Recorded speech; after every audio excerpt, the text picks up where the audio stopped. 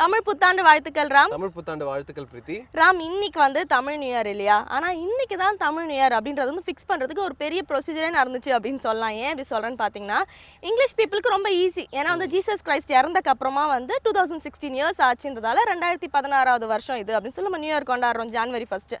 ஆனால் தமிழர்களுக்கு அப்படி வந்து வரையறுக்க முடியல. ஏன்னா வந்து தமிழ் வந்து ரொம்ப காலமாகவே இருக்கு. ஒரு சில பேர் எப்படி கொண்டாடினாங்கன்னு பார்த்தீங்கன்னா, திருவள்ளுவரோட பிறப்பை வச்சு கொண்டாட ஆரம்பிச்சாங்க. இத்தனை வருஷம் திருவள்ளுவர் இருந்தார், அவர் தான் தமிழுக்கு வந்து ஆரம்பமாக இருந்தவர். ஸோ அவர் பிறந்த வருஷத்துலேருந்து நம்ம கொண்டாடணும்னா தமிழ் நியூ இயர் எவ்வளோ வருஷம் ஆயிடுச்சு அப்படின்னு சொல்லி கால்குலேட் பண்ணுறாங்க. இன்னும் சில பேர் எப்படி பண்ணுறாங்கன்னு பார்த்தீங்கன்னா, திருவள்ளுவருக்கு முன்னாடியே சங்க இலக்கியங்களில் தமிழ் புத்தகங்கள்லாம் இருக்கு. ஸோ இலக்கியத்தில் அதுக்கு முன்னாடி தமிழ் இருக்குன்னா தமிழர்கள் அதுக்கு முன்னாடி வாழ்ந்ததுக்கு ஒரு சாட்சி இருக்கு இல்லையா? ஸோ அப்போவே வந்து தமிழ் வந்துருச்சு. ஸோ திருவள்ளுவர் வச்சு கால்குலேட் பண்ண முடியாதுன்னு சொல்லி வேறு சில பேர் சொல்லியிருக்காங்க. ஸோ வந்து இங்கிலீஷ் பீப்புளுக்கு ஈஸியாக இருந்திருக்கு. ஆனால் தமிழர்களுக்கு பாருங்கள் எத்தனை வகையாக வந்து கொண்டாடி இருக்காங்க. ஸோ எவ்வளோ வந்து வித்தியாசமாக கொண்டாடாமல் ஒரு கரெக்டான ஃபாலோ பண்ணலாம் அப்படின்னு சொல்லி என்ன முடிவுக்கு வந்திருக்காங்கன்னா, தமிழ் மாதங்கள் வந்து முதல் மாதம் சித்திரை. ஸோ சித்திரை முதல் நாளே வந்து தமிழ் நியூ இயராக கொண்டாடிடலாம்னு சொல்லி அறிவிச்சிட்டாங்க. அதாவது பார்த்தீங்கன்னா தமிழ் வந்து கல் தோன்றி மண் தோன்ற காலத்திலிருந்து உருவானது அப்படின்னு சொல்லுவாங்க. ஸோ அதனால இவ்வளோ கன்ஃபியூஷன்ஸ் நினைக்கிறேன். இன்னும் நம்ம தமிழ் புத்தாண்டு பற்றி நிறைய விஷயங்கள் பேசலாம். பட் அது மாதிரி நிகழ்ச்சிக்குள்ள போயிடலாம். நேயர்கள் அனைவருக்கும் இனிய தமிழ் புத்தாண்டு நல்வாழ்த்துக்களோடு புத்தம் புது காலை வணக்கம்.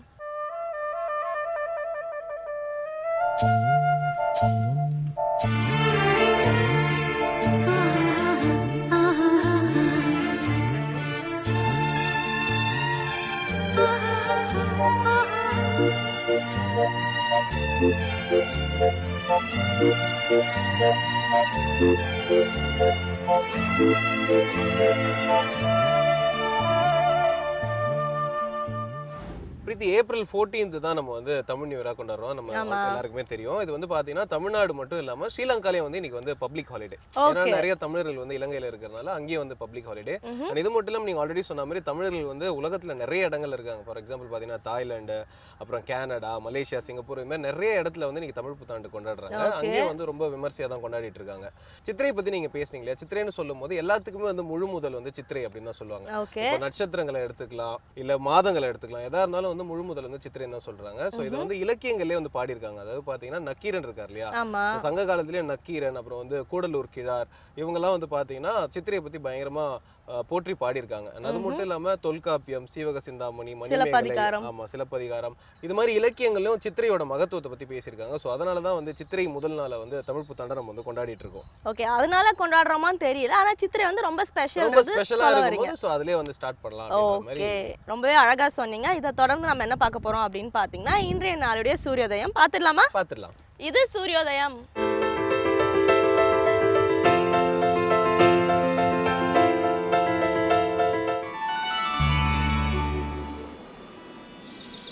இன்று 14/4/2016 வியாழக்கிழமை, துர்முகி வருடம் சித்திரை மாதம் 1ஆம் தேதி. இன்று சூரியோதயம் 6:10. ராகு காலம் பகல் 1:30 மணி முதல் 3 மணி வரை. யமகண்டம் காலை 6 மணி முதல் 7:30 மணி வரை. குளிகன் காலை 9 மணி முதல் 10:30 மணி வரை. திதி நவமி. நட்சத்திரம் புனர்பூசம். சுப ஓரைகள் காலை 9 மணி முதல் 12 மணி வரை. பகல் 1 மணி முதல் 2 மணி வரை. மாலை 4 மணி முதல் 6 மணி வரை. யோகம் அமிர்த யோகம். சந்திராஷ்டமம் பிற்பகல் 2 மணி வரை விருச்சிக ராசிக்கும், பிறகு தனுசு ராசிக்கும். ராம், நீங்க சொன்ன மாதிரி ஏப்ரல் 14 தான் வந்து தமிழ் நியூ இயர் கொண்டாடுறோம். அதை எப்படி கொண்டாடுறோம் அப்படின்றத நான் சொல்ல போறேன். தமிழர்கள் வந்து காலையிலே எழுந்திரிச்சிருவாங்களாம். எழுந்திரிச்சு என்ன பண்ணுவாங்க அப்படின்னு பாத்தீங்கன்னா, வந்து ஒரு பெரிய ட்ரேல வந்து மாப்பழா வாழை, அதாவது முக்கணிகளையும் வச்சுட்டு அது மேல வந்து பூக்கள், நிறைய பூக்கள்லாம் வச்சுட்டு அப்புறம் ஒரு மிரர் வைப்பாங்களாம். கண்டிப்பா ஒரு கண்ணாடி வச்சே தீரணும் அப்படின்றாங்க. அதுக்கப்புறம் இல்லாமல் வீட்டில் வந்து புதுசாக தங்க நகைகளோ வெளி நகைகளோ வாங்கியிருந்தீங்கன்னா அந்த நகைகளையும் மேலே வச்சுட்டு காயின்ஸு, அப்புறம் வந்து காசு, ரூபா நோட்டு, இது எல்லாத்தையும் மேலே வச்சுட்டு கடவுள்கிட்ட படைப்பாங்களாம். அதாவது குளிச்சு முடிச்சு புது ட்ரெஸ்லாம் போட்டுட்டு இதெல்லாம் செய்வாங்க, கடவுள்கிட்ட படைப்பாங்க அப்படின்னு சொல்றாங்க. இது வந்து நிறைய எல்லார் வீட்லயுமே இதான் நடக்கும். அண்ட் மெயினா வந்து மதுரையில பாத்தீங்கன்னு வச்சுக்கோங்களேன், சித்திரை திருவிழா அப்படின்னு சொல்லி கொண்டாடுறாங்க. இந்த சித்திரை திருவிழா வந்து மதுரையில ரொம்ப ஃபேமஸ் அப்படின்றாங்க. குறிப்பா வந்து மீனாட்சி அம்மன் கோயில் வந்து ரொம்ப சிறப்பா கொண்டாடுறாங்க அப்படின்னு சொல்றாங்க. மதுரையில வந்து சித்திரை முதல் நாள் வந்து ஒரு பெரிய எக்ஸிபிஷன் நடக்கும் அப்படின்றாங்க. அண்ட் அந்த எக்ஸிபிஷனுக்கு என்ன பேர்னா சித்திரை பொருட்காட்சி. அந்த பொருட்காட்சி பார்க்கணும் அப்படின்றதுக்காகவே இன்னும் சில பாட்டுல வந்து இந்தியாவில் என்ன கொண்டாடுறாங்கன்னு பாத்தீங்கன்னா சித்திரை விஷு அப்படின்னு கூப்பிடுறாங்க. ஓகே, மலையாளிஸ்ல மலையாளிஸ்ல வந்து மேபி சித்திரை விஷுவை கொண்டாடுவாங்க அப்படின்னு சொல்றாங்க. அண்ட் அங்கெல்லாம் என்ன ஸ்பெஷலா பண்ணுவாங்க அப்படின்னு பாத்தீங்கன்னா, நம்மலாம் வந்து வீட்டு முன்னாடி வந்து மாயில கட்டுவோம். அவங்க வந்து வேப்பம் பூ இருக்கு பாத்தீங்களா, வேப்பம் பூவையும் மாங்காய், அதாவது வந்து மரத்துல இருந்து ஃபர்ஸ்ட் வர மாம்பழங்களை எடுத்து வச்சுட்டு சாமிக்கு படைச்சு கொண்டாடுறாங்கன்னு சொல்லி ஒரு பாட்டில் வந்து ஒரு விதமாக கொண்டாடுறாங்கன்னு சொல்ல வராங்க. ஓகே, ஸோ தமிழ் புத்தாண்டோட செலிப்ரேஷன் பற்றிலாம் நீங்கள் சொன்னீங்க, அதை பற்றி ஒரு கான்ட்ரவர்சி இருக்குது, அதெல்லாம் நான் அடுத்த செக்மெண்ட்டில் சொல்கிறேன். அதுக்கு முன்னாடி அபிராமி அந்தாதிலேருந்து ஒரு பாடல் மற்றும் விளக்கத்தோட இலக்கிய மேகம் திரு ஸ்ரீனிவாசன் காத்துட்டு இருக்கார், பார்த்துடலாமா? பார்த்துடலாம். இது அபிராமி அந்தாதி.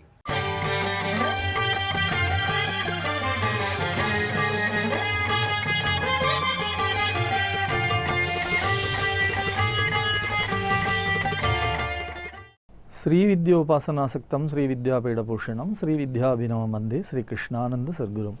அனைவருக்கும் இனி காலை வணக்கம். அபிராமி அந்தாதி அற்புத தமிழ் பாக்களிலே மனநிலை தூய்மையாக என்ற தலைப்பிலான அருமையான பாடல் 94. விரும்பி தொழும் அடியார் விழி நீர் மல்கி மெய்புலகம் அரும்பி ததும்பி ஆனந்தமாகி அறிவு இழந்து சுரும்பிற் கழித்து மொழி தடுமாறி முன் சொன்ன எல்லாம் தரும் பித்தர் ஆவரென்றால் அபிராமி சமயம் நன்றே என்ற அருமையான பாடல். அபிராமியினுடைய சமயம் ஏது? அந்த சமயம் எத்தகைய உணர்ச்சியை தருகிறது, எத்தகைய மனநிலையை, எத்தகைய ஆனந்தத்தை தருகிறது? ஆன்மீகம் என்று சொன்னாலே மனிதன் ஆனந்தத்தோடு சந்தோஷமாக வாழ்வது. அபிராமியை வழிபாடு செய்வதனாலே என்ன கிடைக்கிறது, என்ன நடக்கிறது என்பதை பார்க்கிற பொழுது இத்தகைய ஒரு மிகப்பெரிய மெய்ப்பாடுகள் என்று சொல்வார்கள் தமிழிலே.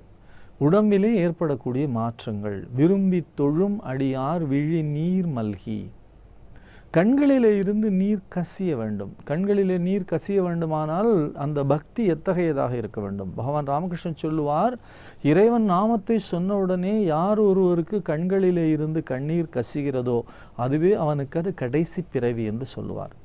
அத்தகைய மிகப்பெரிய பக்குவ நிலையாளர்களால் மட்டும்தான் இறைவன் நாமத்தை சொன்ன உடனே கண்களிலே நீர் கசியும். ஒரு உலகியல் உதாரணம் எடுத்துக்கொண்டால், நம்முடைய பிள்ளைகள், குறிப்பாக பெண் பிள்ளைகள், அந்த பிள்ளைகளை ஆண்கள் பாசத்தோடு இருக்கிறார்கள். பெண்கள் எடுத்துக்கொண்டால் பிள்ளைகள் பையன்கள் மீது பாசத்தோடு இருக்கிறார்கள்.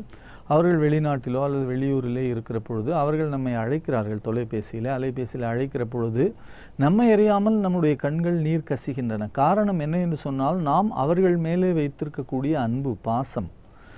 அதே போல் தாய் மீது பாசம் இருந்தாலும், தந்தை மீது பாசம் இருந்தாலும், சகோதர சகோதரிகள் மீது பாசம் இருந்தாலும், நண்பர்கள் மேலே பாசம் இருந்தாலும், நமக்கு அவர்களுடைய அத்தகைய ஒரு மிகப்பெரிய உறவு நிலை இருக்கிறதே, அது கண்களிலே நீரை கசிய வைக்கிறது. அது உலகத்திலே எல்லோரும் அனுபவிக்கக்கூடிய விஷயம். இப்படி உலகத்திலே இருக்கக்கூடியவர்கள் மேலே நம்மால் இவ்வளவு அன்பை செலுத்துகிற பொழுது கண்களிலே நீர் கசியும் என்று சொன்னால், இந்த பிரபஞ்சத்தையே படைத்து காத்து ரட்சிக்கக்கூடிய பராசக்தியின் மீது ஒரு உண்மையான பக்தன் வைக்கக்கூடிய அன்பு இருக்கிறதே, அந்த அன்பின் காரணமாக அவளுடைய நாமத்தை சொன்ன உடனேயே கண்களிலே நீர் கசிய வேண்டும். அதுதான் அந்த பக்தி. அந்த ஆலயத்திற்கு சென்று நமக்கு விருப்பமான பராசக்தியினுடைய திரு உருவம் எதுவோ அந்த உருவத்தை பார்க்கிற பொழுது, அந்த பராசக்தியை நாம் தரிசனம் செய்கிற பொழுது நமக்கு என்ன கிடைக்கிறது என்று சொன்னால், நம்முடைய மனத்திலே ஒரு மிகப்பெரிய மாறுபாடு எழுகிறது. நம்முடைய மனத்திலே ஒரு மிகப்பெரிய மகிழ்ச்சி உண்டாகிறது. மிக அழகாக சொல்லுவார், சிரிப்பார் களிப்பார் தேனிப்பார் திரண்டு திரண்டு உன் திருவார்த்தை விரிப்பார் மெச்சுவார் வேறு வேறு இருந்து உன் திருநாமம் தரிப்பார் என்று சொல்லுவார் மாணிக்க வாசகர். அதே போலத்தான் அபிராமி பற்றி சொல்லுகிறார், விரும்பி தொழும் அடியார் விழி நீர் மல்கி. அவர்கள் கண்களிலே இருந்து நீர் கசிகிறது. அந்த நீர் கசியக்கூடிய அளவிற்கு அன்பு இறைவன் மேலே அவர்களுக்கு இருக்கிறது. என்னுடைய தாய், என்னுடைய பராசக்தி, என்னுடைய அபிராமி எனக்கு இன்றைக்கு மட்டுமல்ல, என்னுடைய பிறவிதோறும் இவள்தான் தாயாக இருக்கிறாள். அப்பர் சுவாமி சொல்லுவாரே, தொடர்ந்து நின்ற தாயானை என்று சொல்லுவார்.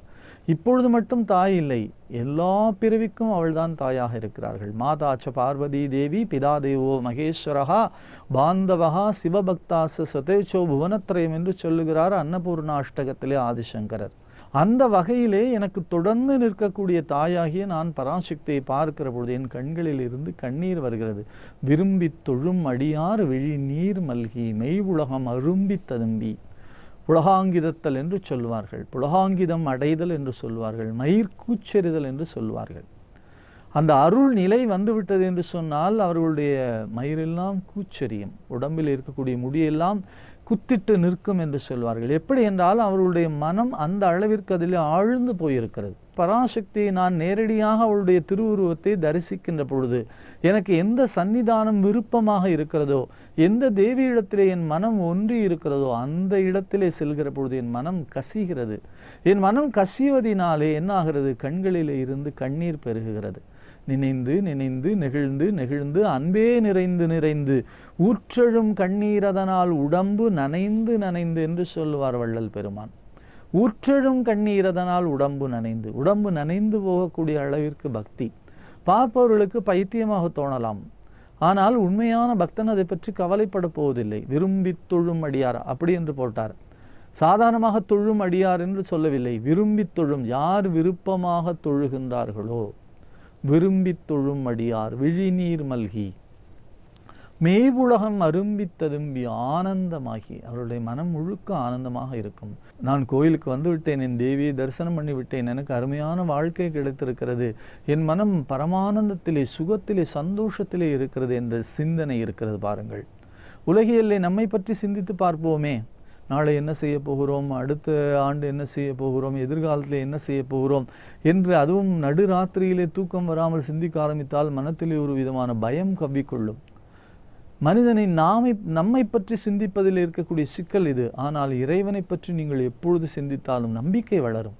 எந்த பக்தனையும் என் தேவி ஒரு காலத்திலும் கைவிட்டதில்லை. ஆகையினாலே நான் நம்பிக்கையோடு இருக்கிறேன் என்ற ஆனந்தத்தை தரக்கூடியது எது என்று கேட்டால் பராசக்தியினுடைய கருணை மிகுந்த அந்த பார்வையும் பக்தியும் தான். விரும்பி தொழும் அடியார் விழிநீர் மல்கி மெய்வுலகம் அரும்பி ததும்பிய ஆனந்தமாகி அறிவு இழந்து சுரும்பிற் கழித்து மொழி தடுமாறி முன் சொன்னையெல்லாம் தரும் பித்தர் ஆவர் என்றால் அபிராமி சமயம் நன்றி என்று சொல்லுகிறார். அந்த அபிராமி சமயம் நல்ல சமயத்தை தொடர்ந்து சிந்திப்போம். நாளை சந்திப்போம். நன்றி, வணக்கம்.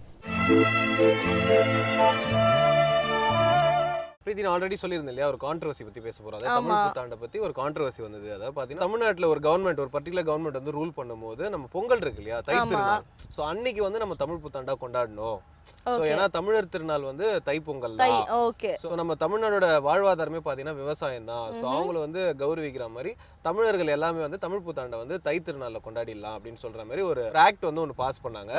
ஸோ அதுக்கு வந்து பார்த்தீங்கன்னா ஆப்போசிட் பார்ட்டிலாம் பயங்கரமாக வந்து எதிர்ப்பு தெரிவிச்சாங்க. நிறைய சோஷியல் ஆக்டிவிஸ்ட்லாம் வந்து பார்த்தீங்கன்னா அதுக்கு எதிர்ப்பு தெரிவிச்சாங்க. இல்லை, நம்ம வந்து ஏப்ரல் 14 தான் தமிழ் புத்தாண்டா கொண்டாடிட்டு இருக்கோம், அதை எதுக்கு மாற்றணும்? ஸோ உங்களோட கவர்மெண்ட்டால் மட்டும் அதை வந்து இது பண்ணிட முடியாது, இது வந்து தமிழரை வந்து சார்ந்த ஒரு விஷயம் அப்படின்ற மாதிரிலாம் பயங்கரமாக ப்ரொடெஸ்ட்லாம் பண்ணாங்க.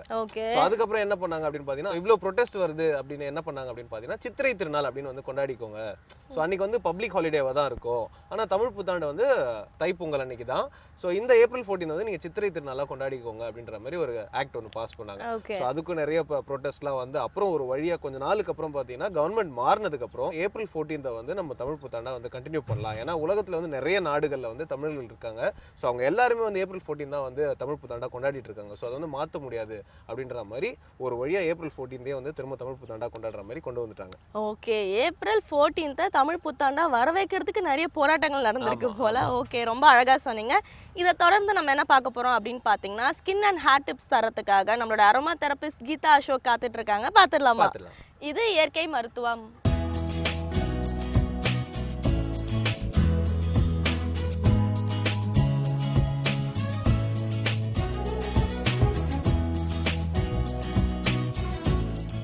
வேந்தர் டிவி நேயர்களுக்கு வணக்கம். நான் கீதா அசோக், அரோமா தெரபிஸ்ட். இயற்கை மருத்துவத்தில் இன்றைக்கி இந்த சம்மரால் பாதிக்கக்கூடிய நமக்கு வரக்கூடிய பிரச்சனைகள், அதில் ஒரு தலையாய பிரச்சனை தலைமுடி பிரச்சனை. இந்த தலைமுடி பிரச்சனையை பற்றி தான் இன்றைக்கி நான் பேச போகிறேன். இந்த தலைமுடியில் உங்களுக்கு சம்மரால் என்ன வரும், பிரச்சனை வரும் அப்படின்னு பார்த்தீங்கன்னா, ஸ்டிக்கினஸ். இதே நீங்கள் வின்டரில் பார்த்தீங்கன்னா அந்த 2 எக்ஸ்ட்ரீம்ஸ் எப்போவுமே நான் சொல்கிறது தான்.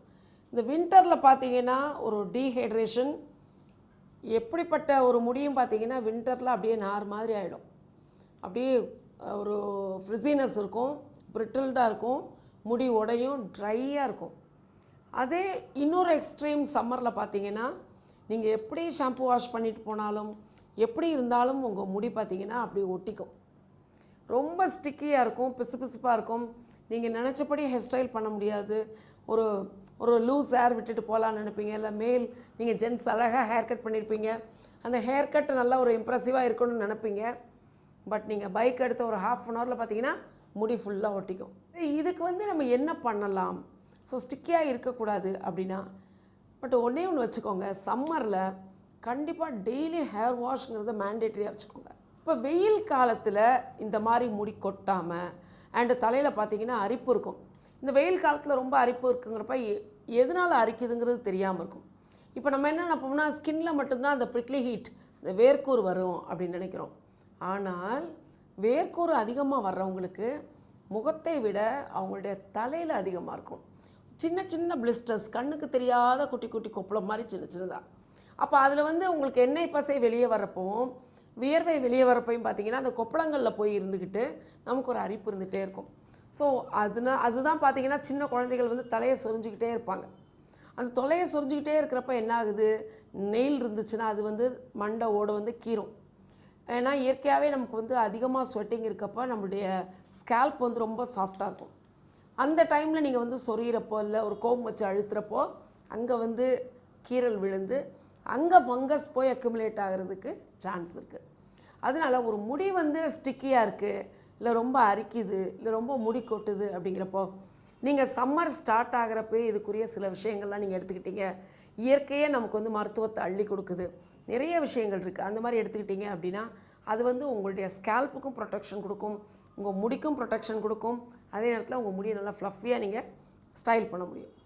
இதுக்கு என்ன வேணும் அப்படின்னு பார்த்தீங்கன்னா, நான் முதல்ல அரோமா தெரப்பி சொல்கிறேன், அதுக்கப்புறம் இயற்கை மருத்துவத்தில் சொல்கிறேன் உங்களுக்கு. அரோமா தெரப்பியில் வந்து ஒரு 2-3 ஆயில்ஸ் இருக்குது. அந்த ஆயிலெலாம் பார்த்தீங்கன்னா இயற்கையாகவே ஒரு பிசுபிசுப்பை எடுக்கக்கூடிய தன்மை அதுக்கு உண்டு. முடிக்கு வந்து ரொம்ப நேரம் ஒரு ஷைன் கொடுத்து நல்ல ஒரு அலையாக உங்களுக்கு வந்து நல்லா ஃப்ளஃபியாக இருக்கிற மாதிரி ஒரு இது தோற்றத்தை கொடுக்கக்கூடிய தன்மை சில ஆயிலுக்கு உண்டு. அது முக்கியமாக எது இருக்குது அப்படின்னு பார்த்தீங்கன்னா லாவெண்டர், டீ ட்ரீ ஆயில், அதுக்கப்புறம் லெமன் கிராஸ் ஆயில். இந்த 3 ஆயிலுக்குமே பார்த்தீங்கன்னா தலையில் இருக்கக்கூடிய ஸ்டிக்கினஸ் எடுக்கக்கூடிய தன்மை உண்டு. ஸோ நீங்கள் என்ன பண்ணுங்கள், டெய்லி ஹேர் வாஷ் அப்படிங்கிறத மேண்டேட்ரியாக வச்சுக்கோங்க. ஒரு லாஸ்ட் பவுலில் என்ன பண்ணுங்கள், நீங்கள் தலைக்கு குளித்ததுக்கப்புறம் லாஸ்ட் ரின்ஸுன்னு சொல்லுவோம், இந்த லாஸ்ட்டாக குளிக்கக்கூடிய ஒரு மக் வாட்டரில் ஒரு 10 drops வந்து lemon grass, 5 drops lavender oil. At least இது 2 மட்டும் உங்கள்கிட்ட இருந்தால் போதும். லெமன் கிராஸ் அண்ட் லாவெண்டர் எல்லா ஊர்லேயும் கிடைக்கும்.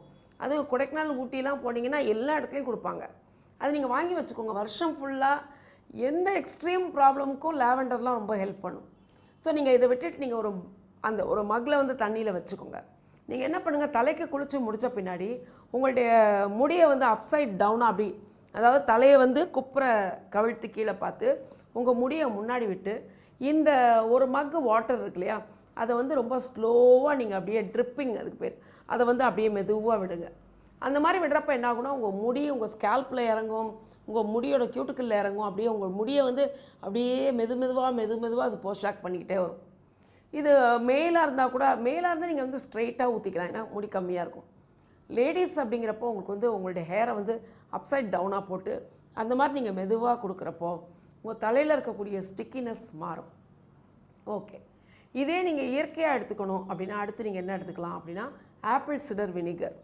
இது ஏன் ஆப்பிள் சிடர் வினிகர் நான் சொல்கிறேன்னா, ஆப்பிளில் இருக்கக்கூடிய பெக்டின் அது வந்து நம்மளுடைய ஸ்கின்னாக இருக்கட்டும் ஹேராக இருக்கட்டும் ஒரு அபண்டண்ட்டாக ப்ராப்பர்ட்டிஸ் அதுக்கு இருக்குது. அது வந்து பார்த்திங்கன்னா இதே மாதிரி இந்த லாஸ்ட் ரின்ஸ்ன்னு சொல்லக்கூடிய விஷயம், அதாவது நிறையா பியர் போட்டு வாஷ் பண்ணுவாங்க, இந்த மாதிரி நிறைய வாஷிங்ஸ் இருக்குது லாஸ்ட் ரின்ஸ் அப்படிங்கிறது. இதில் வந்து நீங்கள் இந்த ஆப்பிள் சிடர் வினிகரை என்ன பண்ணுங்கள், ஒரு மக் வாட்டரில் நைட்டே ஊற்றி வச்சுருங்க. ஊற்றி அதை நல்லா வச்சுருங்க. ஆக்சுவலாக ஆப்பிள் சிடர் வினிகருங்கிறப்போ காடின்னு சொல்லுவாங்க. எந்த ஒரு காடியும் எந்த ஒரு புளிப்புத்தன்மை உள்ள பொருளும் நம்மளுடைய தலைமுடிக்கு வந்து ஒரு ஷைன் கொடுக்கக்கூடிய தன்மை இருக்குது. ஸோ எனி ஹேர் பேக், நான் இப்போ ஒரு விஷயம் சொல்கிறேன் அப்படிங்கிறப்ப அது நீங்கள் அடுத்ததுக்கும் எடுத்துக்கலாம். எனி ஹேர் பேக் நீங்கள் எடுத்துக்கிறீங்க, ஒரு ஹென்னா போடுறீங்க, வேறு என்ன விஷயங்கள் போடுறதா இருந்தாலும் அதில் கொஞ்சம் ஆப்பிள் சிடர் வினிகர் கலந்துக்கிட்டீங்க அப்படின்னா உங்கள் முடிக்கு நல்ல ஷைன் கிடைக்கும். முதல் நாள் நைட் நீங்கள் ஊற விட்டுட்டு மறுநாள் காலையில் குளிக்கிறப்போ இதே மாதிரி முடியை அப்சைட் டவுனாக விட்டு ரொம்ப ஸ்லோவாக நீங்கள் அந்த சிடர் வினிகர் வாட்டரை விட்டீங்க அப்படிங்கிறப்போ தலையில் இருக்கக்கூடிய அந்த ஸ்டிக்கினஸ் வந்து போயிடும். ஓகே, ஆப்பிள் சிடர் வினிகரும் இல்லை, நீங்கள் என்ன பண்ணுங்கள், நீங்கள் அதே மாதிரி ஒரு மக் வாட்டரில் ஒரு ½ லெமன் எலுமிச்சம்பழம் வந்து அந்த ஜூஸ் வந்து அதில் பிழிஞ்சு வச்சுக்கோங்க. பட் பிழிஞ்சு வச்சுட்டு நல்லா ஒரு 2 hours வச்சுட்டு அதுக்கப்புறம் ஊற்றுங்க. இன்ஸ்டண்ட்டாக பிழிஞ்சு வச்சுட்டு நீங்கள் ஊற்றாதீங்க. அது வந்து ஏன்னா எலுமிச்சம்பழம் வந்து நமக்கு முடிக்க ஒரு ஸ்டிக்கினஸ் போகக்கூடிய தன்மை இருக்குது. பட் அதோடைய அசிடிக் வேல்யூன்னு சொல்லுவோம் இல்லையா, அது காரத்தன்மை. அது வந்து பார்த்திங்கன்னா சம்டைம்ஸ் கொஞ்சம் சென்சிட்டிவாக ஸ்கின் இருக்கவங்களுக்கு ரூட்டில் இருக்கக்கூடிய பிக்மெண்ட்டை குறைக்கக்கூடிய தன்மை அதுக்கு உண்டு. அதனால தான் நம்ம வந்து வெல் டைல்யூட்டடாக யூஸ் பண்ணுறோம். ஒரு 2 hours அட்லீஸ்ட் அதை வந்து நல்லா டைல்யூட் பண்ணி வச்சுட்டு அதுக்கப்புறம் நீங்கள் ஊற்றுனீங்க அப்படின்னா உங்கள் முடியில் இருக்கக்கூடிய ஸ்டிக்கினஸ் வந்து குறைஞ்சிரும். அதே மாதிரி பார்த்திங்கன்னா உங்களுக்கு இந்த கான்டினென்டல் ஃபுட்டுக்கெலாம் நிறைய ஹர்ப்ஸ் இருக்குது. இப்போ எல்லா ஊர்லேயும் ஈவன் சிட்டிஸ் அப்படிங்கிறப்ப பார்த்திங்கன்னா உங்களுக்கு வந்து ரோஸ்மேரி உங்களுக்கு ஹர்பாக கிடைக்குது, தைம் கிடைக்குது, இந்த ஆரிகானா கிடைக்குது. இதெல்லாம் பார்த்திங்கன்னா உங்களுக்கு வந்து ஹர்ப்ஸாக மூலிகை பொருட்களாகவே கிடைக்குது. அதை என்ன பண்ணுங்கள், நீங்கள் வந்து நல்லா ஒரு பாயிலிங் வாட்டரில் போட்டு நல்லா ஒரு பவுல் வாட்டர் எடுத்துக்கோங்க. நல்லா கொதிக்கிற தண்ணியில் அந்த ரோஸ்மேரி ஹர்ப் அல்லது தைம் ஹர்ப் இதெல்லாம் போட்டு நல்லா கொதிக்க விடுங்க. நிறைய ஹர்ப்ஸ் இப்போ கிடைக்கிது. நட்ஸ் அண்ட் ஸ்பைசஸ் அந்த மாதிரி கடைகளில், இல்லை உங்களுக்கு வந்து இந்த ஹர்பல் ஐட்டம்ஸ் கிடைக்கக்கூடிய கடைகளில் கேளுங்க.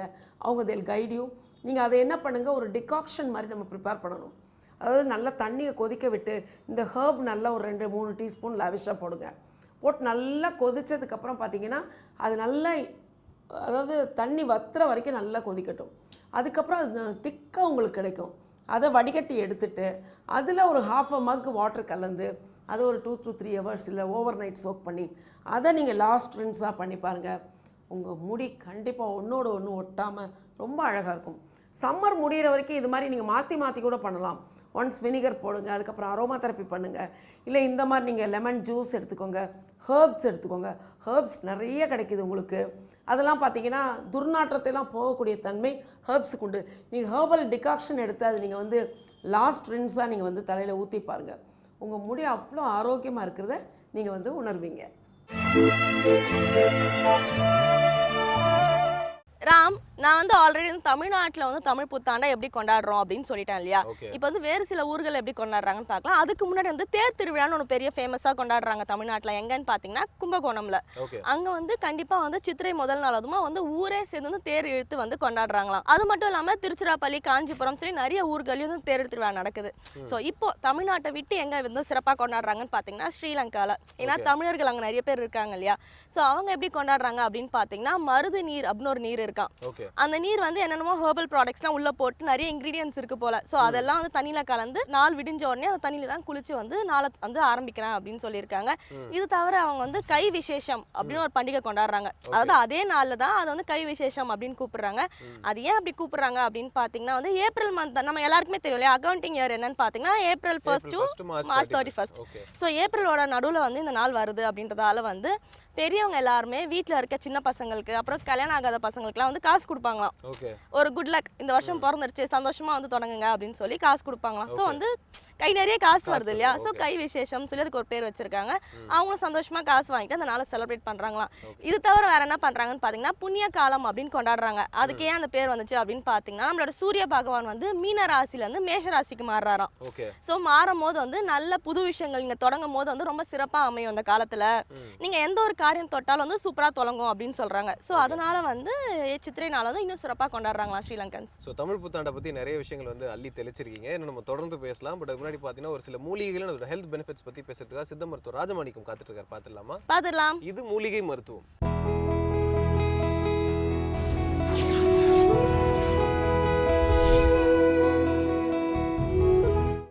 உலகெங்கும் உள்ள வேந்தர் டிவி நேயர்களுக்கு காலை வணக்கம். நம்ம இன்னைக்கு பார்க்க போகிற மூலிகை மருத்துவம் வந்து தீப்புண்ணு காண்ட மருத்துவம். வீட்டில் சாதாரணமாக வந்து தீப்புண்ணு வந்து நிறைய வந்து ஏற்படுறதுக்கு வாய்ப்புகள் அதிகமாக இருக்குது. நம்ம பாத்திரத்தை நேரடியாக துணி பிடிக்காமல் எடுத்துட்டா கையில் விரலெல்லாம் வெந்துடும். அது இல்லாமல் சோறு வடித்த தண்ணி மேலே ஊற்றி அந்த இடம்லாம் வெந்து பொக்களமாக வந்து கை வந்து ஒன்றும் பண்ண முடியாது. வீட்டில் இரவு நேரத்தில் இன்றைக்கி மின்சாரம் அடிக்கடி வந்து இல்லாமல் இருக்கிறதால தீபம் மண்ணெண்ணெய் தீபம் வச்சு எரிக்கிறாங்க. இல்லைன்னா நல்லெண்ணெய் தீபத்தில் எரிக்கும்போது தெரியாதனமாக அந்த விளக்கு வந்து தூண்டி விடணும் பட்டு துணியில் பிடிச்சி வெந்து கை கால்லாம் வெந்து போயிடுது. இந்த மாதிரி வெந்து போயிடுச்சுன்னா முதல் உதவியாக முதல்ல எடுத்ததுமே நம்ம என்ன செய்யணும், தண்ணிக்குள்ளே தான் கையை விடுறோம். கையை விட்டதை ஒன்றும் பண்ணாது. ஆனால் சோத்துக்கத்தாலையே பயன்படுத்தணும். சோத்துக்கத்தாலை வந்து எவ்வளவு புண்ணு வேகமாக இருந்தாலும் அந்த சோத்துக்கத்தாலையுடைய அந்த உள்ளே இருக்கிற அதனுடைய சாரானது பட்டதுமே அந்த எரிச்சல் அடக்கும். எரிச்சல் அடங்குச்சுன்னா நம்ம அந்த கத்திக்கிட்டு இருப்பாங்க, ஐயோ அம்மான்ற கத்துறது கூட அப்படியே குளு குளுன்னு இருக்கும். அந்த சோத்து கத்தாழையை பயன்படுத்தணும். அதே மாதிரி வாழை இலையில தான் படுக்க போடுவாங்க. வாழை இலையில படுக்க போட்டால் இந்த இலையினுடைய குளிர்ச்சி உடலை வந்து இது பண்ணி அந்த சூட்டை தணிக்கும், தீப்புண்ணினுடைய வேகத்தை தணிக்கும். அதே மாதிரி அதிக அளவு இல்லை, நமக்கு கையில் மட்டும்னா இந்த வாழை இலையை பயன்படுத்தி இந்த வாழை இலை சாறை பயன்படுத்தினோம்னா அந்த தீப்புண்ணினுடைய வேகம் குறையும். இதோடு சேர்த்து பெருங்காயத்தை பயன்படுத்துகிறோம். பெருங்காயத்தை பயன்படுத்தும் பொழுது இது பால் பெருங்காயத்தையும் பயன்படுத்தலாம், சாதாரண சமையலுக்கு பயன்படுத்துகிற பெருங்காயத்தையும் பயன்படுத்தலாம், தவறே கிடையாது. இந்த பெருங்காயத்தை பயன்படுத்துகிறோம். இது எல்லாத்தையும் ஒன்றா சேர்ந்த கலவையாக நம்ம மருந்தாக தயாரித்தோம்னா தீப்புண் எவ்வளோ வேகமாக இருந்தாலும் அது வந்து சரியாயிரும். இன்றைக்கி சாதாரணமாக இருசக்கர வாகனத்தில் போகும்போது இந்த புகைப்போக்கி இருக்குது, இந்த புகைப்போக்கியில் தெரியாதனமாக கால் பட்டுச்சுன்னா கெண்ட சதை முழுவதும் வெந்து போயிடும். அந்த வெந்த இடத்துக்கு எந்த மருந்து போட்டாலும் வலி தாங்க முடியாது. ஆனால் இந்த மருந்தை செஞ்சோம்னா அந்த வலி கண்டிப்பாக குறையும். இல்லை எங்கள் கையில் எந்த மருந்துமே இல்லை, வழியில் சோத்துக்கத்தால் இருந்துச்சுன்னா 2ஆக கிழிச்சு அதில் வச்சு அப்படியே துணியை வச்சு கட்டிட்டோம்னா அந்த கொப்பளம் வராது. அந்த வெந்த இடத்துல சுகமாக இருக்கும், வலி இல்லாமல் போகும். வலி இல்லாமல் இருந்தாலே பாதி நிம்மதியாக இருக்கும். வலி வந்துச்சுன்னா தாங்க முடியாது, அது வந்து உடஞ்சிக்கிட்டே வரும், சதையில் வந்து பிடிப்பு இல்லாமல் போகும், அந்த இடத்துல ரத்த ஓட்டம் குறைஞ்சிரும். இன்றைக்கி பார்த்தீங்கன்னா மருத்துவமனைக்கு போனதுமே எத்தனை % வந்து வெந்திருக்கு உடலில் அப்படின்னு கணக்கு பார்ப்பாங்க. 55% வெந்திருந்தால் அந்த அவங்கள வந்து காப்பாற்ற முடியாதுன்னு அவங்களுக்கே தெரியும். ஒரு 35% வெந்திருந்தால் அவங்கள கண்டிப்பாக காப்பாற்றிடுவாங்க. 55% வெந்திருந்தால் அது வந்து மருத்துவம் செய்யலாம், ஆனால் அவங்கள காப்பாற்ற முடியாது. பாதி சதைகள் வெந்திருக்கும், உள்ளே இருக்க ரத்த குழாய்கள் முழுவதும் வெந்து போயிருக்கும். இந்த வெந்து போனதால் அங்கே ரத்த ஓட்டம் இல்லாமல் போயிடும், தோலுக்கு ரத்த ஓட்டம் இல்லாமல் போயிடும். அப்போ வந்து வழிச்சு எடுக்க முடியாது. அப்போ வர்ண வழியிலே தான் இருப்பாங்க, உயிர் இருக்கும் ஆனால் நிம்மதி இருக்காது. அவங்க வந்து உடலை வந்து காப்பாற்ற முடியாது. அதனால தான் அவங்க வந்து அளவு வச்சுருக்காங்க, இத்தனை % வெந்திருக்கு, இத்தனை % வெந்திருந்தால் காப்பாற்றலாம், அப்போ மருந்து எவ்வளோ வேணாலும் செலவழிக்கலான்றாங்க. ஏன்னா அந்த உயிரை காப்பாற்றுறதுக்கானதான். அப்போ சோத்து கத்தாழையை அரைச்சி மேலே தடவிட்டோம்னா எவ்வளவு அனலாக இருந்தாலும் எவ்வளோ கொப்பளம் வரா மாதிரி இருந்தாலும் அந்த அனலை குறைச்சிரும், வேகத்தை குறைச்சிரும், குளிர்ச்சியை உண்டாக்கும். அதே மாதிரி வாழை மட்டை சாறை எடுத்து புழிஞ்சி உடல் முழுவதும் எந்த இடத்துல வெந்திருக்கோ அந்த இடம் முழுவதும் வாழை மட்டை சாறை போட்டுங்க. அப்படியே வாழை மட்டையை பச்சையாக வச்சு கட்டுங்க, இல்லைன்னா வாழை இலையை அப்படியே மேலே சுற்றி நேராக ஒரு கயிறை போட்டு கட்டிட்டோம்னா அந்த கொப்பளம் வராது, சுகமாக இருக்கும். சுகமாக இருக்கும்போது வலியே இல்லாமல் இருக்கும், தீப்புண்ணுடைய வலி தெரியாமல் இருக்கும். இதெல்லாம் சேர்த்து பெருங்காயம் போடும்போது கொப்பளம் மீண்டும் வராது. கொப்பளம் வர்றதுக்காக இருந்தாலும் கொப்பளம் வந்து வரவே விடாது பெருங்காயம். அப்போ கொப்பளமே இருந்தாலும் அமுங்கி சமமாயிடும். அந்த தீப்புண் பட்ட இடம் தெரியாமல் போகிறதுக்கான மருந்து தயாரிக்கும் முறையை இப்போ நம்ம பார்க்கலாம்.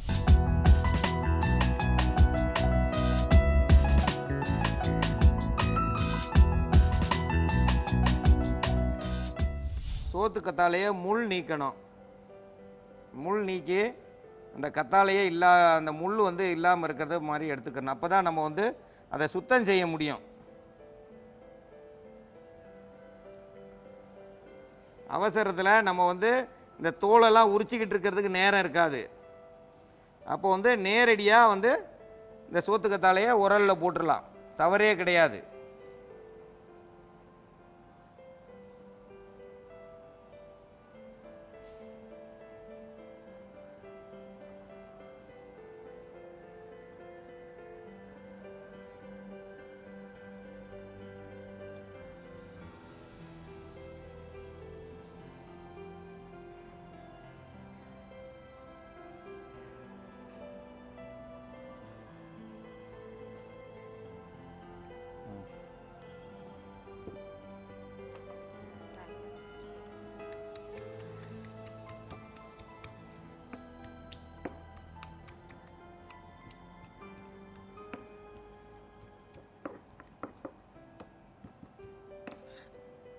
ஊற்றிட்டு கூட எடுத்துட்டாங்க இதை.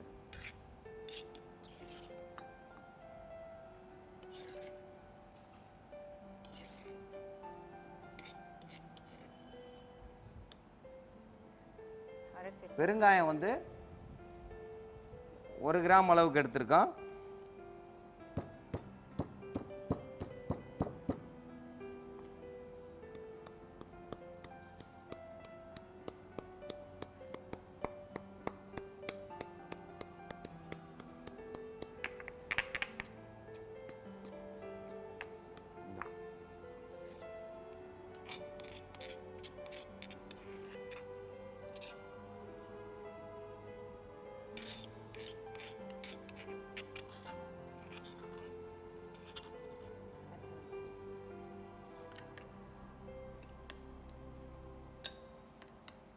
நமக்கு தீப்புண்ணு வெந்திருக்கு இதாக இருக்கும்போது ஓடி போய் அந்த பட்டையை நீக்கிறது இதெல்லாம் வந்து நேரம் பத்தாது. ஏன்னா எரிச்சல் தாங்க முடியாமல் கத்தி கதறுவாங்க.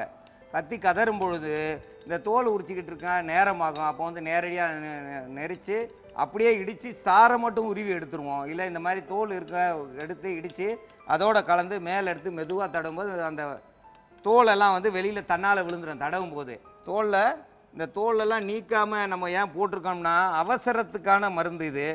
இதை வந்து தோல் நீக்கிட்டு நம்ம செய்யலாம், பொறுமையாக செய்யணும். பொறுமையாக செய்கிற வரைக்கும் அங்கே தீப்புண்ணு பட்டவங்க வலி தாங்க முடியாது, ஐயோ ஐயோன்னு கத்தி குமிப்பாங்க. நம்ம வந்து அந்த தாங்க முடியாத போது மெதுவாக உட்காந்துட்டு அமர செஞ்சோம்னா அந்த மருத்துவத்துக்கு வந்து மரியாதை இருக்காது. உடனடியாக நம்ம அந்த ஒரு செகண்டில் அவங்களுக்கு உடனே மருந்து தயாரித்து கொடுக்கணும். இதை எடுத்து இதனுடைய சாரை எடுத்து அப்படியே வந்து உடலில் அந்த தீப்புண் பட்ட இடத்துல இந்த மாதிரி ஜெல்லாக இருக்கும். பார்த்தீங்கன்னா முட்டையின மஞ்சக்கருவு மாதிரி இருக்குது, இந்த அளவுக்கு இருக்கும். இந்த மாதிரி இருக்கிற இந்த சாறு முழுவதும் எடுத்து உடலில் எந்த இடத்துல தீப்புண் இருக்கோ அந்த இடத்துல அப்படியே லேசாக தடவணும். காலில் கெண்ட சதையில் இருசக்கர வாகனத்தில் போய் வெந்து போயிருந்தா அந்த இடத்துல இது மாதிரி தடவலாம். கையில் போட்டிருந்தா வெந்ததை தடவிட்டு ரெண்டாவது வாழலையை அப்படியே வச்சு இப்படி வச்சு நேராக வந்து ஒரு நூலை சுற்றி கட்டிடணும். அப்போது உள்ளே அந்த இது வந்து குழுன்னு இருக்கும். இந்த குளிர்ச்சி வந்து உள்ளே அப்படியே இருக்கும் சுகமாக. எவ்வளவு சூடியும் உள்ளே விடாது, அந்த தீப்புண்ணில் வர கொப்பளத்தை வர விடாது. இது உடலில் இருந்தால் வயிற்றில் அடி வயிற்றில் வச்சு கட்டிக்கிறலாம், காலில் இருந்தால் காலில் வச்சு கட்டலாம். குழந்தைகளுக்கு பார்த்திங்கன்னா சுடுதண்ணி வடித்ததும் வயிற்றில் தான் பட்டிருக்கு. நிறைய குழந்தைங்களுக்கு வயிறு முழுவதும் வெந்து போன மாதிரி இருக்கும். அப்போ வந்து இதை அரைச்சி தடவிட்டு அப்படியே வாழையில வச்சு அப்படியே வயிறில் வச்சு அப்படியே சுற்றி கட்டிட்டோம்னா அந்த கொப்பளம் வராமல் இருக்கும். கொப்பளம் வராமல் இருந்தால் தோல் வந்து அதே நேரத்திலே இருக்கும், தீப்புண்ணு பட்டா மாதிரி இருக்காது, நல்லாயிருக்கும். தோலினுடைய நிறம் மாறாது, தோலினுடைய நிறம் மாறாமல் இருக்கும். அந்த கொப்பளம் வராமல் இருந்தாலே வலி கம்மியாக இருக்கும். இதை தடவுனதுமே குளிர்ச்சியாக இருக்கும். குளிர்ச்சியாக இருந்ததுமே அந்த வலி தெரியாது. தீப்பட்டது எல்லாரும் அவங்களுக்கு தெரியும், அலர்னதும் தெரியும். ஆனால் தடவுனதுமே அந்த வலி உடனடி நிவாரணம் இருக்கும்போது அவங்களுக்கு சுகமாக இருக்கும். அதுக்கப்புறம் அவங்க மருத்துவமனைக்கு போய் உள் மருந்து சாப்பிட்றாங்க, அது தவறே கிடையாது. ஏன்னா தீப்புண் பட்டதுக்கு எந்த அளவு இருக்குதுன்னு நம்ம வந்து பார்க்க முடியாது. அப்போ இது முதல் உதவியாக செஞ்சுட்டு போகும்போது வண்டியிலே செஞ்சுட்டு போனால் அவங்க வந்து அலறது குறையும். ஏன்னா அலறிக்கிட்டே போவாங்க. போகும்போதே நம்ம செஞ்சிடலாம், ஒன்றும் இல்லை. அப்படியே சோத்துக்கத்தாலையை வழிச்சதான் பெருங்காயத்தை நல்லா தூள் பண்ணி அதோட பிணைஞ்சு அப்படியே தடவுனதை வாழையை போட்டு சுற்றி கட்டிட்டோம்னா அந்த எரிச்சல் இருக்காது. எரிச்சல் இல்லாமல் நிம்மதியாக வந்து மருத்துவமனைக்கு போகலாம். மருத்துவமனைக்கு போனதுமே அவங்க அதுக்கு மேலே அதுக்கான மருந்தை போட்டாங்கன்னா அது ரொம்ப வேகமாக நல்லாகும்போது அவங்க வந்து நல்லாயிடுவாங்க. அப்போது வந்து தீப்புண் பட்டுச்சு, குழந்தைகளுக்கு பட்டுச்சு, பயப்பட வேணாம். எதுவாக இருந்தாலும் முதல் உதவியாக இதை எடுத்துக்கங்க. முதல் உதவியாக செஞ்சோம்னா சரியாயிரும். சாதாரணமாக கொஞ்சமாக இருந்தால் வீட்டிலேயே இது கண்டிப்பாக சரியாக்கிடலாம்.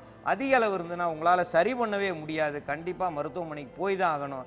மருத்துவமனைக்கு போகாமல் நாம் இங்கே பார்க்குறோன்னா பெரிய தவறுகள் வந்துடும். நிறைய பேர் வந்து நான் பார்த்துக்கிறேன் அப்படின்வாங்க, அது தவறு. அந்த தீக்காயமானது மோசமானது. தோல் இங்கே சுற்றுச்சுன்னா அதுக்கு கீழே ரத்தம் ஓடாது. ரத்தம் ஓடலைன்னா அந்த இடம் செயல் இழந்துச்சுன்னா ஒன்றும் பண்ண முடியாது. அப்போ தோலுக்கு கீழே வந்து ஒரு 4 இன்ச்சு கணத்துக்கு வெந்திருந்தாலே அந்த ரத்த ஓட்டம் தோல்கள் எல்லாமே வெடிச்சிரும். அந்த வெடித்த தோலுக்கு உயிர் கொடுக்கறதுக்கு நம்ம இந்த மருந்தை தயாரித்து போட்டோம்னா தீப்புண்ணானது சரியாகும். தீப்புண்ணுக்கு இது ஒரு சிறந்த மருந்து. இந்த மருந்தை பயன்பெற வேண்டும் என்று கேட்டுக்கொள்கிறேன். ஸோ பிரீத்தி, நம்ம ஆல்ரெடி பேசிகிட்டு இருந்தோம் இல்லையா, அதாவது தமிழ்நாட்டை தவிர நிறைய இடங்களில் வந்து இன்றைக்கி நியூ இயர் கொண்டாடுறாங்க அப்படின்ற மாதிரி பேசிகிட்டு இருந்தோம் இல்லையா. ஸோ அது வந்து ஒரு சில இடத்துல வந்து ரொம்ப ஸ்ட்ரேஞ்சான நேம்ஸ்லாம் வச்சிருக்காங்க இந்த நியூ இயர்க்கு. ஓகே. அதாவது பார்த்தீங்கன்னா இப்போ இலங்கையில் வந்து கொண்டாடுறாங்க, அது வந்து சினலீஸ் நியூ இயர் தான் சொல்கிறாங்க. அது வந்து ரொம்ப ஸ்ட்ரேஞ்சாலாம் இல்லை. பட் பெங்காலி நியூ இயர் வந்து இன்றைக்கி தான் கொண்டாடுறாங்க. அதோட பேர் என்ன அப்படின்னு பார்த்தீங்கன்னா புகேலா பொய்ஷாக். புகேலா பொய்ஷாக் அப்படின்னு வந்து அவங்க கொண்டாடுறாங்க. அண்ட் தாய்லாண்டோட நியூ இயர் இன்னைக்கு தான். ஸோ தாய் நியூ இயருக்கு வந்து என்ன பேர் அப்படின்னு பார்த்தீங்கன்னா சாங்க்ரான். எப்படிங்க ஏதாவது ஞாபகம் வச்சுக்கிறீங்க? இல்லைங்க, ரொம்ப கஷ்டப்பட்டு தான் நான் மனப்பாடம் பண்ணிட்டு வந்திருக்கேன். ஸோ சாங்க்ரான்றது வந்து தாய்லாண்டோட நியூ இயர். அண்ட் அசாம்லேயும் வந்து இன்னைக்கு தான் நியூ இயர் கொண்டாடுறாங்க. ஸோ அசாமீஸ் நியூ இயர் என்ன அப்படி சொல்றாங்க பார்த்தீங்கன்னா ரொங்காலி பிஹு. ரொம்ப பிகு பண்ணிப்பாங்க போல இருக்கு. ஸோ இது மாதிரி இதே நாளில் வந்து நிறைய பேர் வந்து புத்தாண்டு கொண்டாடுறாங்க. ஸோ அதில் இருக்க ஸ்ட்ரேஞ்சான நேம்ஸ்லாம் வந்து உங்களுக்காக நான் எடுத்துட்டு வந்து கொடுத்துருக்கேன். ரொம்ப சூப்பராக சொன்னீங்க ராம். இதுக்காக உங்களுக்கு தனியாக ஒரு செலவு வைக்கணும், நான் அப்புறமா வைக்கிறேன். இப்போ நம்ம என்ன பார்க்க போறோம்னு பார்த்தீங்கன்னா இன்றைய 12 ராசிக்கான பலனை சொல்றதுக்காக நம்மளோட யதார்த்த ஜோதிடர் செல்வி காத்துட்டு இருக்காரு. இது புது வருஷம் இல்லையா? சோ இந்த வருஷம் நம்ம எல்லாருக்கும் எப்படி ஸ்டார்ட் ஆகுதுன்றத சொல்றத காத்துட்டு இருக்காரு. பாத்துடலாமா? இது யோகம் நல்ல யோகம்.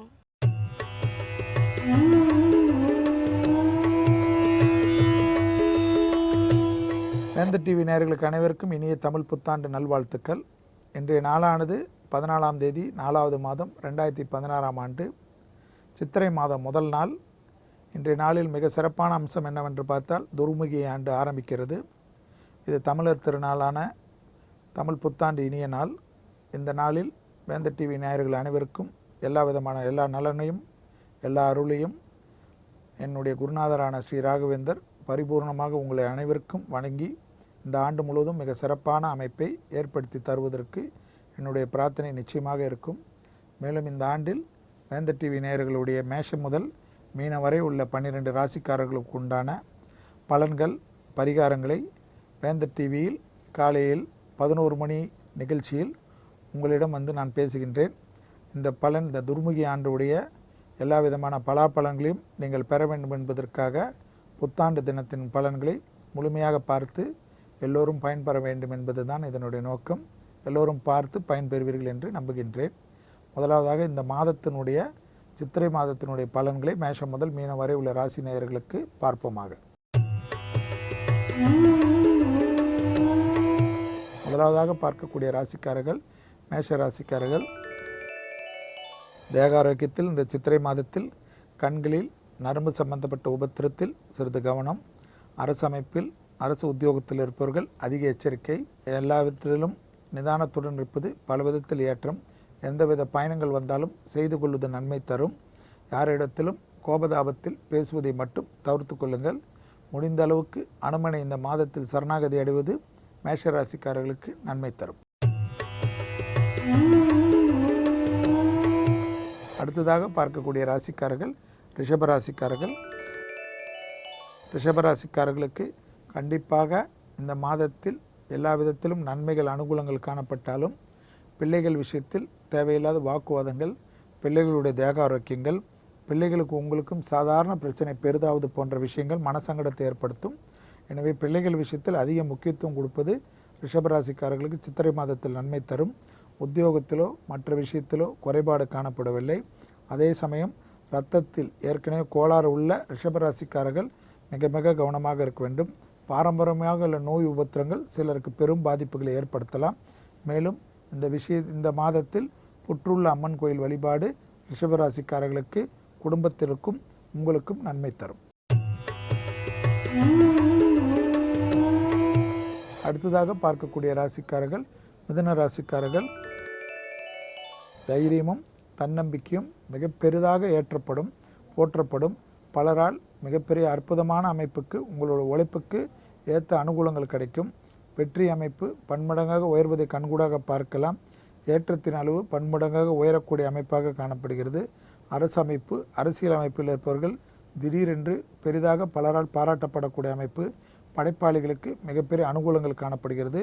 பெரிய அளவுக்கு ஒப்பந்தங்கள் காணப்படுகிறது. தொழில் அமைப்பில் மிகப்பெரிய ஏற்றத்தை இந்த மாதத்தில் எதிர்பார்க்கலாம். அடுத்ததாக பார்க்கக்கூடிய ராசிக்காரர்கள் கடக ராசிக்காரர்கள். உத்தியோகம் எது என்று தெரியாத இருந்தவர்கள் கூட அந்த அமைப்பில் மாறி உத்தியோக அமைப்புக்கு செல்வீர்கள். வியாபாரத்தில் இருந்த பிரச்சனைகள் நிவர்த்தி ஏற்படும். கடன் அமைப்பில் இருந்த சங்கடங்கள் படிப்படியாக குறைய ஆரம்பித்துவிடும். குடும்பத்தை விட்டு தொலைதூரத்தில் உத்தியோக நிமித்தமாக மன கஷ்டத்திற்காக பிரிந்தவர்கள் கூட மீண்டும் ஒன்று சேருவதற்குண்டான பிராப்தங்கள் காணப்படும். எதிர்பார்க்காத இடத்திலிருந்து நல்ல செய்திகள் கிடைக்க காணப்படுகிறது. திடீர் அதிர்ஷ்டத்தால் திடீர் யோக பலன்கள் காணப்படுகிறது. பழைய கடன்கள் பைசல் செய்வதற்குண்டான உன்னதமான அமைப்பும் காணப்படுகிறது. மேலும் பல விதத்தில் அனுகூலங்கள் காணப்பட்டாலும் அடிக்கடிக்கு விநாயகரை சரணாகதி அடைவதே மிகப்பெரிய ஏற்றத்தை ஏற்படுத்தி தரும். அடுத்ததாக நாம் பார்க்கக்கூடிய ராசிக்காரர்கள் சிம்ம ராசிக்காரர்கள். புற்றுள்ள அம்மன் கோயில் வழிபாடு செய்வது இந்த சித்திரை மாதத்தில் சிம்ம ராசிக்காரர்களுக்கு யோகமும் அனுகூலம் காணப்பட்டாலும் தந்தை வழி உறவுகள் விஷயத்தில் மிக மிக கவனமாக இருப்பது ஏற்றத்தை ஏற்படுத்தி தரும். தந்தை வழி உறவுகளுக்கு உங்களுக்கு வாக்குவாதங்கள் வைத்துக் கொள்ளாமல் இருப்பதும், ஜவாப் ஜாமீன் கொடுக்காமல் இருப்பதும், சட்டத்திற்கு புறமானவர்கள் நிழல் கூட உங்களை அண்டாமல் பாதுகாத்து கொள்வதும் மிக கவனமாக பாதுகாத்து கொள்ள வேண்டும். அரசு அமைப்பில் விரோதங்கள் வேண்டாம். மேலதிகாரிகள் விஷயத்தில் மிக மிக கவனமாக இருங்கள். புறம் கூறுவதை அறவே தவிர்த்து கொள்ளுங்கள். புறம் கூறுகின்ற இடத்திலிருந்து நகர்ந்து கொள்வது சிம்மராசிக்காரர்களுக்கு நன்மை தரும். தேக ஆரோக்கியத்தில் கண்டிப்பாக சாதாரண ஒரு விஷயங்கள் கூட பெரிதாகலாம். அடிவயிற்றில் கழிவு பாதையில் அஜீரண உறுப்புகளில் கோளாறு உள்ளவர்களும் வளர்ப்பு பிராணிகள் விஷயத்தில் மிக கவனமாக இருப்பது நன்மை தரும். அடுத்ததாக நாம் பார்க்கக்கூடிய ராசிக்காரர்கள் கன்னியா ராசிக்காரர்கள். கன்னியா ராசிக்காரர்கள் கண்டிப்பாக பெருமாள், தாயார், ஆஞ்சநேயர் உள்ள கோயிலில் சரணாகதி அடைவது இந்த மாதத்தில் மிக நன்மை ஏற்படுத்தி தரும். உத்தியோகத்தில் மேலதிகாரிகளுக்கு உங்களுக்கும் பெரும் பிரச்சனைகள் காணப்படலாம். சிலருடைய தவறான வழிகாட்டுதல், தவறான கோல் மூட்டுதலால் பாதிக்கப்படலாம். கோபமே கூடாது. 3 குரங்கு பொம்மைகளை நினைவில் வைத்துக் கொள்ளுங்கள். வண்டி வாகனத்தில் வித்தைகள் வேண்டாம். சோம்பலால் எல்லாவற்றிலும் கடைசி நேரத்தில் செல்லக்கூடிய அமைப்பு காணப்படுகிறது. அதை தவிர்த்து கொள்ளுங்கள். அவசரகதியில் வண்டி வாகனங்கள் ஓட்டுவது பெரும் சிக்கலையும் மன கஷ்டத்தையும் ஏற்படுத்திவிடும். மேலும் கன்னியா ராசிக்காரர்களுக்கு எல்லா விதத்திலும் நிதானத்துடன் இருப்பதும், அவசரமே இல்லாமல் எல்லாவற்றிலும் பொறுமையாக கையாள்வதும், யார் எது சொன்னாலும் ஆவேசப்படாமல் இருப்பதும் நன்மை தரும். எனவே எல்லாவற்றிலும் பொறுமையே மிகப்பெரிய வெற்றியை தரக்கூடிய மாதம். அடுத்ததாக நாம் பார்க்கக்கூடிய ராசிக்காரர்கள் துலா ராசிக்காரர்கள். கண்டிப்பாக குடும்பத்தில் சிறிது கவனமாக இருங்கள். வேலையாட்கள், குடும்பத்தில் உள்ள வேலையாட்கள் கூட திடீரென்று மக்கர் செய்வார்கள். அதற்கெல்லாம் உணர்ச்சி பசப்படாமல் இருப்பது நன்மை ஏற்படுத்தி தரும். குடும்பத்தில் உள்ள விஷயத்தை மற்றவரிடம் பகிர்ந்து கொள்ளாதீர்கள். உங்கள் மீது யாராவது உங்கள் துணை அல்லது துணைவியார் திடீரென்று கோபப்பட்டாலோ இதற்காக பெரிதாக மனக்கலங்கி அதையே நினைத்து மனதை வருத்தப்படுத்தி தேக ஆரோக்கியத்தில் சாப்பிடாமல் எல்லாம் இருந்து தேக ஆரோக்கியத்தை கெடுத்து கொள்ளாதீர்கள். வெளிவட்டாரத்தில், உத்தியோகத்தில், அரசு விரோத அமைப்பில் மிக கவனமாக இருங்கள். கையெழுத்திடு போடுவதற்கு முன்பாக படித்து பார்த்துவிட்டு கையெழுத்திடுங்கள். மேலும் எல்லா விஷயமும் அனுகூலங்கள் ஏற்படுவதற்கு முருகரை சரணாகதி அடைவதே துலா ராசிக்காரர்களுக்கு இந்த மாதத்தில் நன்மை தரும். அடுத்ததாக பார்க்கக்கூடிய ராசிக்காரர்கள் விருச்சிக ராசிக்காரர்கள். எதிரிகள் பலமிழந்து போவார்கள். பெரும் வெற்றிகள் காணப்படுகிறது. அரசமைப்பில் மிகப்பெரிய அனுகூலங்கள் காணப்படுகிறது. மேலதிகாரிகளுக்கு உங்களுக்கும் இருந்த இடைவெளிகள் குறைகிறது. அந்யோன்ய குறைபாடுகளிலிருந்து நீங்கி சந்தோஷம் வெளிவட்டாரத்திலும் குடும்பத்திலும் நிம்மதியிலும் பல விதத்தில் ஏற்றத்தை பெற்றுத்தரக்கூடிய மாதமாக காணப்படுகிறது. நீண்ட நாட்களாக மருத்துவத்தில் இருந்தவர்கள், மருத்துவமனையில் இருந்தவர்கள் அந்த நோய் அமைப்பில் பாதிப்பில் இருந்து நிவர்த்தி ஏற்பட்டு அன்றாட பணிகளை ஆரம்பிப்பதற்குண்டான அனுகூலமான மாதம் காணப்படுகிறது. குறிப்பாக அரசியல்வாதிகளுக்கு பெரிய அளவுக்கு வெற்றிகளும் அனுகூலங்களும் பறைசாற்றுவதற்கும் ஒப்பந்தங்கள், படைப்பாளிகளுக்கு பாராட்டுகளும் அனுகூலமும் நிச்சயம் கிடைக்கும். எல்லா விதமான பயணங்களும் மிகப்பெரிய சந்தோஷத்தை பெற்றுத்தரும். அதற்கு இல்லாமல் மேலும் விருச்சிக ராசிக்காரர்கள் மிகப்பெரிய ஏற்றங்களும் அனுகூலம் பெறுவதற்கு சனிக்கிழமைகளில் முடிந்த அளவுக்கு சிவனை சரணாகதி அடைவது சந்தோஷத்தை ஏற்படுத்தும். அடுத்ததாக நாம் பார்க்கக்கூடிய ராசிக்காரர்கள் தனுசு ராசிக்காரர்கள். பிள்ளைகள் விஷயத்தில் பூத கண்ணாடி ஆராய்ச்சி வேண்டாம். வயிற்று உபத்திரங்கள், கர்ப்பஸ்திரீகள், கர்ப்பப்பை கோளாறுகளில் மிக கவனமாக இருப்பது இந்த மாதத்தில் நன்மை ஏற்படுத்தி தரும். மற்றபடி வெளிவட்டாரம், உத்தியோகம், தொழில் அமைப்பு, சுபகாரிய தடைகள் பரிபூர்ண நிவர்த்தி. பெண்களுக்கு ஆடை ஆபரண சேர்க்கை இல்லாமல் மனதிற்கு பிடித்த எல்லா விஷயமும் ஒன்றன் பின் ஒன்றாக சேருவதை கண்கூடாக பார்க்கலாம். தொலைதூர பயணங்கள், கேளிக்கை பயணங்கள், ஓய்வு பயணங்கள், தெய்வ மார்க்க பயணங்கள்லாம் மன நிம்மதியை பெற்றுத்தரும். படிப்படியாக பலவிதமான முன்னேற்றங்கள் காணப்பட்டாலும் துர்கை சரணாகதி அடையக்கூடிய தனுசு ராசிக்காரர்களுக்கு அஷ்டலட்சுமி கடாட்சத்தினுடைய பரிபூர்ண பலனை பார்க்கலாம். அடுத்ததாக நாம் பார்க்கக்கூடிய ராசிக்காரர்கள் மகர ராசிக்காரர்கள். தந்தை வழி உறவு, தாய் வழி உறவு விஷயத்தில் வாக்குவாதம் வேண்டாம். பெற்றோருடைய தேக ஆரோக்கியம் மிக முக்கியமாக பார்த்து கொள்ள வேண்டும். பெற்றோருடன் சாதாரண வாக்குவாதங்கள் மொத்த நிம்மதி இந்த மாதத்தில் கெடுத்து விடலாம். எடுத்த காரியத்தில் ஜெயம், அனுகூலங்கள் காணப்படுவதுடன் இரத்த கொதிப்பாளிகள், சர்க்கரை நோயாளியான மகர ராசிக்காரர்கள் இருந்தால் அவர்கள் மிக மிக கவனமாக இருக்க வேண்டும். இரத்தத்தில் பரவக்கூடிய தொற்றுநோய் உபத்திரங்கள் சிலருக்கு அதிகரிக்கலாம். பண விஷயத்திலோ மற்ற விஷயத்திலோ எல்லா சிக்கல்களும் படிப்படியாக குறையும் என்பதை நம்பிக்கையுடன் எடுத்துக்கொள்ளுங்கள். மேலும் நன்மைகள், அனுகூலங்கள் பரிபூர்ணமாக காணப்படுவதற்கு எப்பொழுதும் உங்களுக்கு நரசிம்மர் வழிபாடு இந்த மாதத்தில் நம்பிக்கையும் சந்தோஷத்தையும் ஏற்படுத்தி தரும்.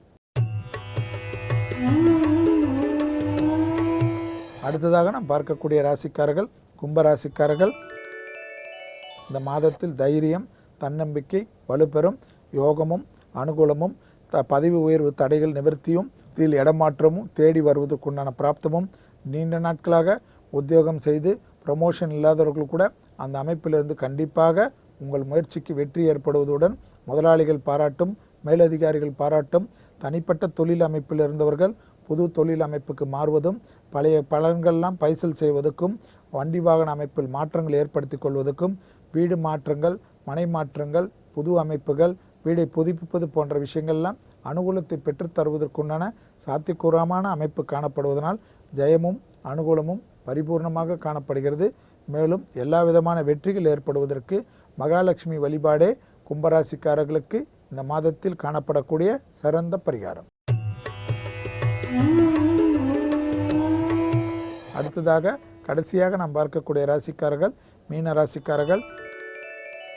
காது மூக்கு தொண்டை சளி தொந்தரவு, சைனஸ் போன்ற விஷயத்தில் இந்த மாதத்தில் மிக கவனமாக இருக்க வேண்டும். கோடை மாதமாக இருந்தாலும் இந்த நோய் உபத்திரங்கள் உங்களுக்கு திடீரென்று தாக்கலாம்.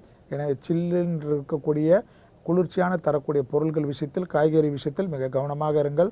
மேலும் மற்றபடி எல்லா விஷயமும் அனுகூலங்கள் காணப்பட்டாலும் வார்த்தைகளில் கோபதாபங்கள் கூடாது. சாதாரணமாக பேசக்கூடிய விஷயங்கள் கூட தேன் தடவிய வார்த்தையாக இருக்க வேண்டும். குறிப்பாக இந்த மாதத்தில் யாருக்கும் ஆலோசனை கூறுவது பல விதத்தில் பாதிப்புகளை ஏற்படுத்தும் என்பதை நினைவில் வைத்துக் கொள்ளுங்கள். பிறர் விஷயத்தில் அதிகபட்சமாக மூக்கை நுழைப்பது மூக்கு அறுபட்டுவிடும். எனவே அந்த விஷயத்தில் மிக மிக கவனமாக இருப்பது நன்மை தரும். மேலும் மீன ராசிக்காரர்களுக்கு ஏற்றங்கள் அனுகூலங்கள் எல்லாம் ஏற்படுவதற்கு கணபதியை சரணாகதி அடைவது இந்த மாதத்தில் அற்புதத்தை பெற்றுத்தரக்கூடிய மாதமாக காணப்படுகிறது. மீண்டும் நாளை யோகம் நல்ல யோகம் நிகழ்ச்சியில் சந்திப்பதில் மகிழ்ச்சி அடைகின்றேன். நன்றி, வணக்கம். ராம், இதோட ஷோவோட எண்டுக்கு வந்தாச்சு. இன்னைக்கு தமிழ் புத்தாண்டு, அதுவுமா வந்து தமிழ் புத்தாண்டோட வரலாறு நிறைய பார்த்தாச்சு. அது எப்படி தோன்றுச்சுன்னு பார்த்தோம், என்னென்ன ஊரில் என்னென்ன கொண்டாடுறாங்க அப்படின்னு பார்த்தோம், அதுக்கு என்னென்ன பேர்கள் இருக்குன்ற நிறைய விஷயங்கள் வந்து நம்ம பார்த்தோம். மக்களும் பார்த்து ரொம்பவே வந்து சந்தோஷம் அடைஞ்சிருப்பாங்கன்னு நம்புறேன். ஸோ இதோட வந்து நம்ம கிளம்பின நேரம் வந்ததால மக்களோட சேர்ந்து வேந்தரின் இளங்கதிர் காலை செய்திகளை பார்த்துட்டு கிளம்பிடலாமா? கிளம்பிடலாம். ஸோ இந்த வருஷம் வியூவர்ஸ் ஆகிய உங்க எல்லாருக்குமே வந்து ரொம்ப சூப்பராக இருக்கணும் அப்படின்னு சொல்லிட்டு வேந்தர் டிவி சார்பாக வாழ்த்துட்டு நாங்கள் கிளம்புறோம். மீண்டும் நாளைக்கு நிறைய இன்ட்ரெஸ்டிங்கான செக்மெண்ட்ஸோட வந்து சந்திக்கிறோம். அதுவரை உங்களிடமிருந்து விடைபெறுவது உங்கள் Arjun Ram and Preethi.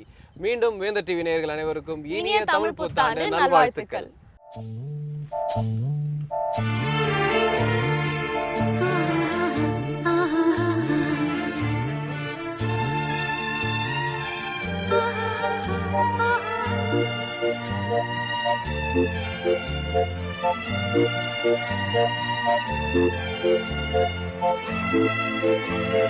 Thank you.